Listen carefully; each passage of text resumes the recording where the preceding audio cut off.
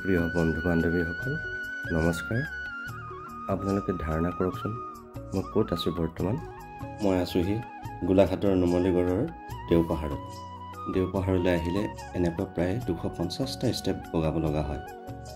দেওপাহাৰত নিহিত হৈ আছে 7ম আৰু 8ম শতিকাৰ বহু ঐতিহাসিক ঘটনা। দেওপাহাৰৰ প্ৰৱেশদ্বাৰৰ সন্মুখতে দুখন পলস আঁৰি থোৱা আছে। ফলক দুখনত দেওপাহাৰৰ ঐতিহ্যৰ সময় আৰু নিয়মাৱলীৰ বিষয়ে উল্লেখ আছে। পাহাৰভাগক জৰাখণ্ড পাহাৰ বা দেওপাহাৰ বুলি কোৱা হয়।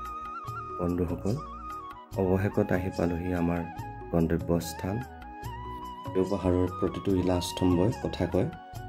আহকচোন এই শিলটোৰ পৰাই পাতনি মেলোঁ দেওপাহাৰৰ দেওলগা ঐতিহাসিক ইতিহাস। দেওপাহাৰত ব্যৱহৃত পাথৰসমূহ ৰাংচালি নদীৰ পৰা সংগৃহীত আৰু এইবিলাক গ্ৰেনাইট পাথৰ। দেওপাহাৰৰ শিলাস্তম্ভসমূহত খোদিত হৈ থকা চিত্ৰসমূহ অধ্যয়ন কৰি ক'ব পাৰি যে ই শিৱৰ উপাস্য স্থান আছিল। সন্মুখত দেখা সেই ঠাইভাগতেই বৰ্তমান শিৱৰ লিংগ স্থাপন কৰা হৈছে। দৰ্শনাৰ্থীসকলে এই ঠাইতেই চাকি বন্তি জ্বলাই শিৱৰ উপাসনা কৰে।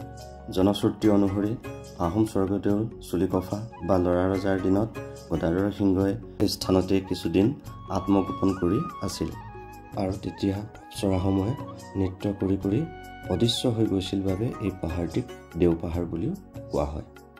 দৃশ্যমান এই প্ৰকাণ্ড শিলৰ খণ্ডটোৱে হৈছে মন্দিৰভাগৰ ছাল।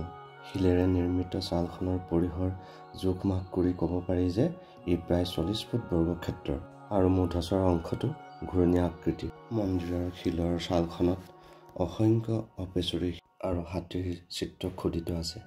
খোদিত হৈ থকা অপ্সৰাৰ চিত্ৰশিল্পসমূহে গদাধৰ সিংহৰ লগত সংলগ্ন হৈ থকা জনশ্ৰুতিৰ সত্যতা প্ৰতিপন্ন কৰিছে।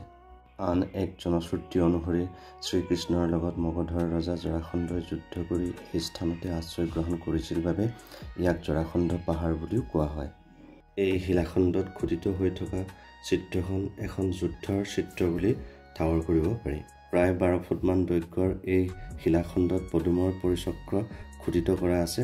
এই শিলাখণ্ডত আতংকিত ভাৱত দুজন মানৱ মূৰ্তি খোদিত আছে। এই মূৰ্তিভাগ মসৃণ নহয়। আয়তাকাৰৰ সেই শিলাখণ্ডত 3টা মহৰ প্ৰতিচ্ছবি খোদিত আছে। এই শিলাস্তম্ভটোত কেইজনমান আৰ্য দেৱতাৰ প্ৰতিচ্ছবি দেখিবলৈ পোৱা গৈছে। এই আয়তাকাৰৰ শিলাস্তম্ভটোত 2খন ঘৰুৱা পৰিৱেশৰ প্ৰতিচ্ছবি খোদিত কৰা দেখা গৈছে। এই শিলাখণ্ডত আকৌ বিষ্ণু, লক্ষ্মী, সৰস্বতী, পদ্মা আৰু চণ্ডিকাৰ প্ৰতিচ্ছবি খোদিত কৰা হৈছে। বহল আৰু দীঘলীয়া কাণযুক্ত চিন্তাক্লিষ্ট ব্যক্তিজনক কাষৰ মহিলাগৰাকীয়ে বুজাই থকাৰ ভংগী প্ৰতিফলন ঘটিছে। পুৰুষ আৰু নাৰী মূৰ্তিয়ে কান্ধত ধৰাধৰি কৰি থকাৰ ভংগীত। এই চিত্ৰখনত এজন হস্তধাৰীয়ে আক্ৰমণ কৰিবলৈ উদ্যত হৈছে। এই চিত্ৰখনত আক্ৰমণকাৰী ব্যক্তিজনক অইন এজনে টানি চোঁচৰাই লৈ যোৱা দেখা গৈছে। ইয়াত এজন ব্যক্তিয়ে অইন এজনৰ ওচৰত ক্ষমা ভিক্ষা কৰা দেখা গৈছে। এইখন ছবিত দুজন যোদ্ধাই ঢাল আৰু তৰোৱাল লৈ যুদ্ধ কৰি থকাৰ ভংগী দেখা গৈছে আৰু পৰাজিতজনক বল প্ৰয়োগ কৰিছে। এইখন ছবিত এজন পুৰুষ আৰু এগৰাকী মহিলাৰ ছবি অতি সুন্দৰকৈ সাৱলীলভাৱে খোদিত কৰা দেখা গৈছে। মহিলাগৰাকীয়ে কাণ আৰু ডিঙিত অলংকাৰ পৰিধান কৰি আছে। দুচটা বেলেগ বেলেগ ৰঙৰ দীঘলীয়া শিলৰ গাত অসংখ্য পুৰুষ মহিলাই সমবেত হৈ নৃত্য কৰি থকাৰ ভংগী দেখিবলৈ পোৱা গৈছে। এই ছবিখনত কোনো এক পৰিৱেশত বিভিন্ন ভংগীত বাদ্যযন্ত্ৰ সহ নৃত্যৰতা অৱস্থাত কেইটামান প্ৰতিমূৰ্তি খোদিত হৈ থকা দেখা গৈছে। বাওঁফালৰ মূৰ্তিকেইটা নিৰীক্ষণ কৰিলে বুজা যায় যে তেওঁলোকে নৃত্য উপভোগ কৰি আছে। নৃত্যৰ ভংগীত থকা ছবিখন নটৰাজৰ, যাৰ অৰ্থ নৃত্যৰ ৰজা বা ৰজা নৃত্য। এই ছবিখনত হস্তধাৰী ব্যক্তিজনে আনজনৰ শিৰত ধৰি আক্ৰমণ কৰিবলৈ উদ্যত হৈছে। কাষৰ পৰা এগৰাকী নাৰী মূৰ্তিয়ে এই দৃশ্য প্ৰত্যক্ষ কৰি থকা দেখা গৈছে। এই ছবিখনত হাতীৰ পিঠিত একপদ ভংগীত অৱস্থান কৰি থকা চতুৰ্ভুজৰূপী 2টা মূৰ্তিৰ ছবি খোদিত আছে। এই শিলাস্তম্ভটোত শ্ৰীকৃষ্ণই বিশেষ আসনত বহি বাঁহী বজাইছে আৰু আনফালে ৰাধাৰ লাস্যময়ী নৃত্যৰ ভংগী খোদিত হৈছে। এই চিত্ৰখনত পুৰুষ এজনৰ ভৰি মহিলা এগৰাকীয়ে কোচত লৈ পৰিচৰ্যা কৰি থকা দেখা গৈছে। এই চিত্ৰখনত ৰাৱণৰ সীতাহৰণ কাৰ্যক জটায়ু পক্ষীয়ে বাধা প্ৰদান কৰাত ৰাৱণৰ সৈতে হোৱা যুদ্ধ ভংগীৰ প্ৰতিফলন ঘটিছে। দেওপাহাৰৰ শিলসমূহৰ গাত খোদিত কৰা ভাস্কৰ্যসমূহৰ ভিতৰত সৰহসংখ্যকেই হাতীৰ ছবি প্ৰতিফলিত হৈছে। মূৰযুক্ত হাতী তিনিটাৰ ভাস্কৰ্য আটাইতকৈ আকৰ্ষণীয়। তাৰে কিছুমান হাতীৰ পিঠিত মাউতৰ অৱস্থিতিও দেখিবলৈ পোৱা যায়। কেতিয়াবা আকৌ এটা মাথাতে দুটা হাতীক সংলগ্ন কৰিও চিত্ৰ নিৰ্মাণ কৰিছিল। এনেধৰণৰ অতি উন্নত গজশিল্পৰ বাবে মন্দিৰটোক গজৰথ শৈলীৰ মন্দিৰ বুলি কোৱা যায়। দেওপাহাৰৰ ভাস্কৰ্যসমূহৰ ভিতৰত উড়ন্ত অপ্সৰাৰ ভাস্কৰ্য অন্যতম। ইতিপূৰ্বে উল্লেখ কৰি অহা হৈছে যে এই উড়ন্ত অপ্সৰাসমূহৰ বাবে মন্দিৰভাগক দেওলগা মন্দিৰ বুলি কোৱা হৈছে। এই চিত্ৰখনত ঢাল তৰোৱাল জাতিৰে যুদ্ধ কৰিবলৈ উদ্যত হোৱা এখন সুন্দৰ চিত্ৰ খোদিত কৰিছে। এই শস্ত্ৰসমূহৰ উপৰিও যুদ্ধত হাতীৰো ব্যৱহাৰ হৈছিল। এই চিত্ৰভাগ ৰামায়ণৰ লগত সম্পৰ্কিত।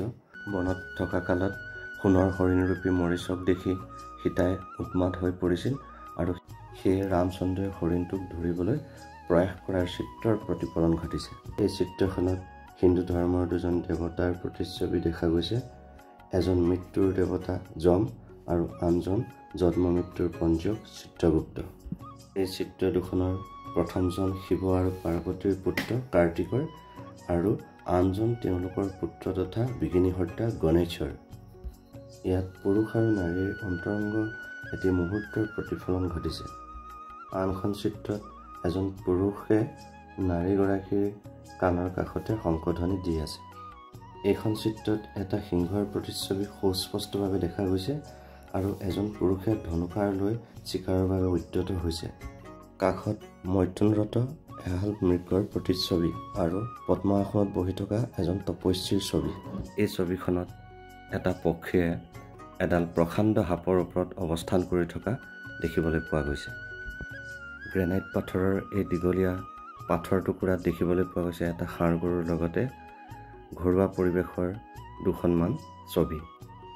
এই শিলাখণ্ডত খোদিত আছে হিন্দু ধৰ্মৰ তিনিজন প্ৰধান দেৱতা ব্ৰহ্মা, বিষ্ণু আৰু মহেশ্বৰৰ প্ৰতিমূৰ্তি আৰু তলত বীণ বজাই থকা ৰূপত সৰস্বতী আৰু ওপৰত ৰামৰ প্ৰতিচ্ছবি সুস্পষ্ট হৈ আছে। এই চিত্ৰখনত দুটি মানৱ মূৰ্তি দেখা গৈছে।